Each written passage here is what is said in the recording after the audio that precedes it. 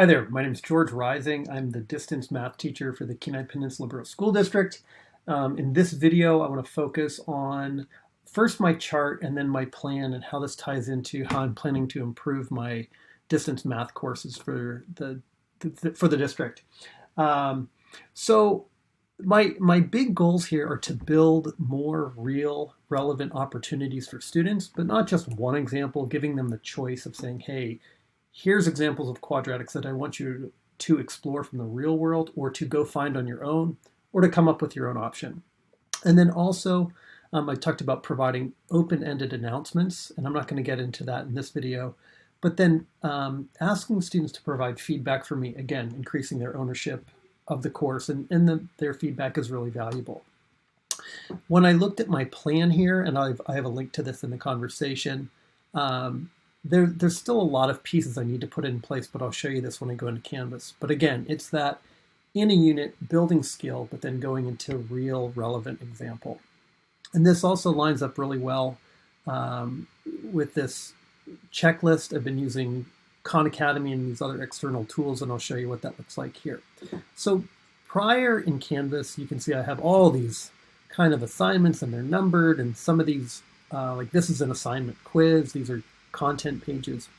And where I'm moving to is a more organized and cleaner view that really works for students. Again, the number system works for me because I know what goes in what order, but for students, the beginning of a unit will now include an introduction, video and text, so they can watch. It will be required. I'll try to keep it really short, 3 to 5 minutes, kind of the why behind it. Why are you studying this? Why is this so important? And then using headers to delineate between each section, which is part of a bigger unit. I mean, you think about this is pre-calculus. So think of a pre-calculus textbook. It's like chunked into units and then chunked into lessons, and then each lesson has multiple lessons within it. So it's still kind of matching that flow, but you'll notice I'm using icons as well. This is a learning component. This is a self-check component. This is the actual assignment or quiz. And so I'm going to be following that form.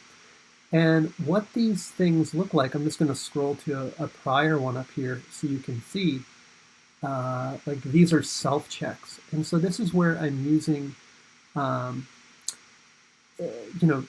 here, try this problem, here's the solution. There's a previous one here too where it's like, oh, you need additional resources. Here's some examples from Khan Academy, right? So I'm using those outside of my own curated resources.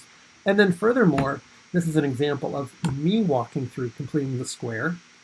And there's also text. So my hope is this universal design, I'm able to hit students wherever they're at with whatever works for them. Either my resource video, text resource, outside resource, and there's always a discussion bank on the side as well. That's the big part of the kind of the mechanics of each lesson or unit. And then furthermore, at the end of a larger lesson or unit, I want to incorporate those real world projects. And so I've done this in other modules and sections, but basically I'm going to be putting some kind of performance assessment with each unit. And this is going to be on specific to quadratics. And again, I will give them some areas to look for, but they'll always have the option to come up with their own or to still search for their own within the content of what I'm looking for, where they might see this in the real world. And then finally, I stole this from another teacher who said I'm going to use surveys. And so originally I was thinking I'd do a Google survey. I'm now kind of messing around with the new Canvas quizzes to see if I can make a better survey there to get student feedback, to basically ask questions like, how are you doing in the course? And trying to get a number scale, something quantifiable, but then having them justify their response in either essay text or video. They can upload a short video or use the Canvas Studio tool to do it. Okay, I think that's long enough. I think I've answered all the questions. I definitely feel like this is way more personalized. And like I said, I'll work on announcements as well.